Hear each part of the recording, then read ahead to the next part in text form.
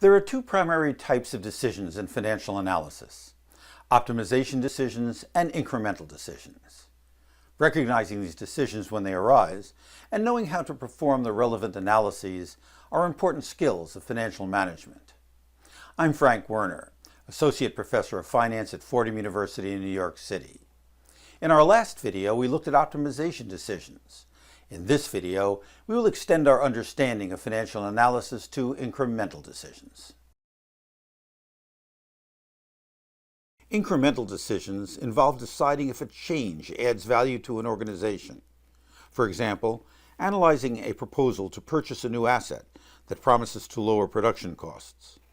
This analysis, deciding whether the purchase of a new asset would add financial value to a company, is one of the most common examples of an incremental decision for a business. The process is widely known as capital budgeting, since it is making decisions about how to use the company's capital, the funds it raises in the financial markets. Actually, the term capital budgeting really means allocating the company's funds in the normal use of the word budgeting. However, deciding how to allocate capital funds requires an understanding of the potential added value from each alternative. And so the term capital budgeting has evolved, not only to mean the budgeting process, but the analysis of potential uses of the money as well.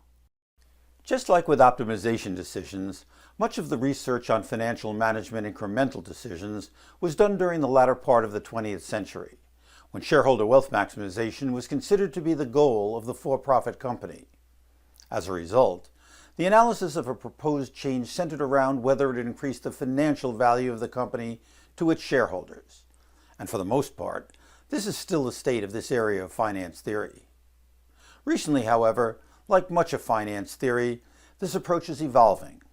Initially, to evaluating proposed changes subject to the need to be environmentally and socially responsible, and more recently, to evaluating changes that benefit multiple stakeholders, and stakeholders as a whole. The process of making incremental decisions begins with identifying exactly what would change if the decision were made. What would get better? What would get worse? In the shareholder wealth maximization era, this meant looking primarily, often only, at monetary changes. Would cash inflows increase or decrease? What about cash outflows? So, analyzing a proposed capital investment began and still typically does with estimating changes to cash flows. The key word here is changes, identifying cash flows that would change if the decision were made. The reason is simple.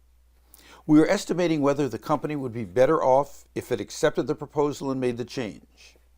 This means comparing the company's cash flows now, before a change is made, to what we estimate the cash flows would be after the change. Cash flows not affected by the proposal will take place whether the decision is to make the change or not make the change. These cash flows will not account for any difference and should be omitted from consideration. So, where should we look to discover cash flows that would change if a proposed capital budgeting investment were accepted? Well, the first place is the terms of the proposal itself. Let's return to the example of analyzing a proposal to purchase a new asset that promises to lower production costs. The first cash flow would be the cost of the asset itself, including any delivery and installation costs. Next, we would estimate the costs of operating the asset, electricity, labor, maintenance, and so on.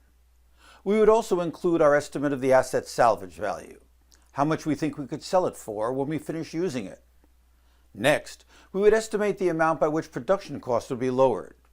And if the company is subject to taxes on its income, we would also include an estimate of how its taxes would change if it went ahead with the purchase. But we also need to look for changes to cash flows that might not be quite as visible as the costs of acquiring and operating the asset and the reduced production costs. This means considering every area of the company and estimating whether other cash flows would change now or in the future.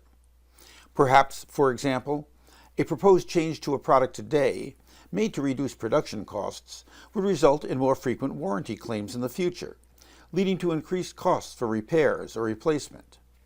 And if that were to happen, the company's reputation might suffer, leading to a decline in future sales. It's also important to include forecasted inflation in the cash flow estimates because that too would change future cash flows. Once we have made our best estimate of the cash flows that would change if we accepted the proposal, we evaluate them using time value of money. There are two ways to do this. We calculate either the proposal's net present value or its internal rate of return. Net present value is a cost-benefit analysis. Do the benefits from the invested money exceed the costs? Since the benefits and costs are forecasted to come at different times, we need to adjust them using time value of money calculations to make a fair comparison. We do this by calculating the present value of all the estimated cash flows to see if the present value of the cash inflows exceeds the present value of the cash outflows. If so, the benefits exceed the costs and the net present value is positive, greater than zero. The proposed project would add financial value to the company and it should be accepted. If the costs exceed the benefits, the net present value is negative, less than zero. Accepting the proposed project would drain financial value from the company and the project should be rejected. Internal rate of return is the rate of return the company projects it will earn if it accepts the proposed investment. It is also computed using time value of money calculations. The company's cost of capital plays an important role in both of these techniques. Recall that the cost of capital is the interest rate that measures the cost to the company of raising its capital funds. To add financial value, the company must invest the money it raises to obtain a rate of return greater than the cost of obtaining the funds. In this way, the investment generates more than enough money to satisfy the company's lenders and shareholders, and the amount it earns above the cost of capital requirement is the added financial value. In net present value calculations, the cost of capital is the interest rate used in the time value of money computations. In the internal rate of return analysis, we compare the rate of return we calculate to the cost of capital. Since the test in both methods is whether the proposed investment will earn more than the cost of capital is often referred to as a hurdle rate, an analogy that comes from the athletic event. The runner must clear the hurdles to be successful, just as the proposed investment must earn more than the cost of capital to add financial value to the company. Here's a very simple example to illustrate the net present value and internal rate of return analyses. Suppose a company has the opportunity to invest $1,000 today and projects that the investment will return $1,150 in exactly 1 year. The company's cost of capital for this illustration is 12%.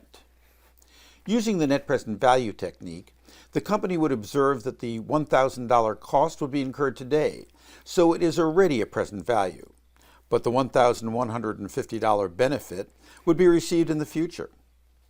Using the 12% cost of capital as the appropriate interest rate, the company would calculate the present value of the $1,150, which turns out to be $1,027.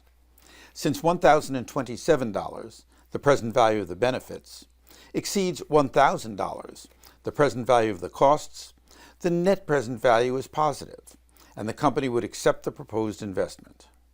And the difference of $27, the amount of the net present value, would be the measure of the added financial value from making the investment. Using the internal rate of return technique, the company would calculate that the estimated rate of return from this proposed investment is 15%. Since 15% exceeds the 12% cost of capital, the company would get the same signal from this analysis, accept the proposed investment.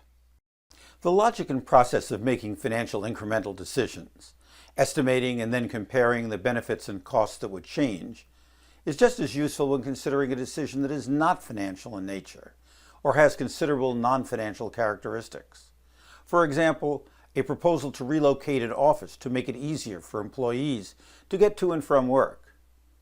While such a proposal does have financial aspects, the cost of moving, any difference in rental and utility costs, and so on, the potential benefit may really come from improved employee morale, hence increased commitment to the company and the quality of their work.